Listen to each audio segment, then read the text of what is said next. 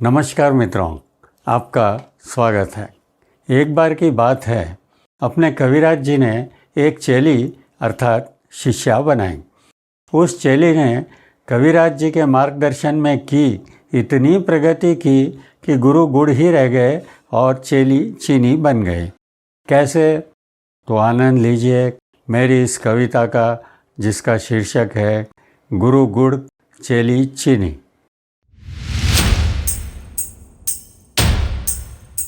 एक बार एक कन्या कविराज से मिलने आई। पहले प्रशंसा, फिर विनती की, कविता सीखने की इच्छा जताई। इस प्रकार कविराज बन गए गुरु, प्रथम शिष्या बनाए। कुछ दिवस बीते, कविराज ने समझना समझाना आरंभ किया। दिन अच्छा देख पहला पाठ प्रारंभ किया। शिष्या ने पूछा, किस विषय पर लिखूं, बताइए, मुझ में थोड़ी सी प्रेरणा जगाइए। कविराज बोले, कोई सामयिक विषय लीजिए, कल्पना के रंग भर पुराने शब्दों के नए अर्थ कीजिए। शिष्या उत्साह से भर उठी, बोली, प्रयास करती हूँ, किंतु। कविराज ने पूछा, किंतु क्या? बोली, गुरुदेव क्षमा करें, थोड़ा सा कष्ट कीजिए, आपकी कुर्सी कुछ समय के लिए मुझे दे दीजिए। कविराज अचकचाए।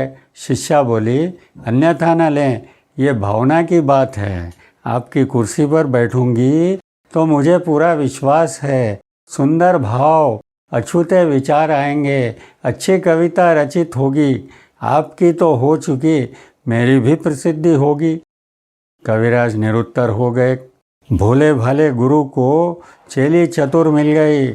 हाथों में कागज लिए कुर्सी पर टिक गई। पेन से कनपटी ठकठकाने लगी, नयन मूंद गर्दन हिलाने लगी। कुछ समय बीता, चेली उछली, बोली, गुरुदेव एक नया विचार देखिए। मेरी इस ऐतिहासिक प्रथम कविता में मैं गिरगिट का संवाद एक नेति से करवा रही हूँ। कविराज उत्सुक हुए, गंभीरता से पूछा, नेति? वो मचल के बोली, नेता का स्त्रीलिंग नेति हुआ ना। नेताओं के बारे में तो सभी लिखते हैं, पर नेति तो अछूता प्रयास है। आपका क्या विचार है? कविराज ने विचारा, ये तो गजब ढाएगी, हम तो गुड़ ही रह जाएंगे, चेली चीनी बन जाएगी। किंतु प्रकट में बोले, उत्तम, अति उत्तम, लिखो, अवश्य लिखो। शिष्या ने थोड़ा लिखा और उछल पड़ी, बोली, आशीर्वाद चाहूँगी, आज्ञा हो तो सुनाऊं, आगे बताऊं? कविराज ने सिर हिलाया। वो बोली, एक बार एक भोला सा छोटा सा रंग बिरंगा गिरगिट एक बड़े से फूलों के हार में घुस गया। विधि का विधान, वो हार एक चुनावी सभा में नेति के गले में डल गया। गिरगिट ने हार में पड़े पड़े नेति का पूरा भाषण सुना।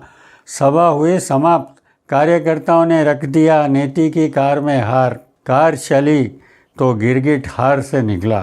देखा देखी हुई, गिरगिट के नयन नेति के नयनों से मिले।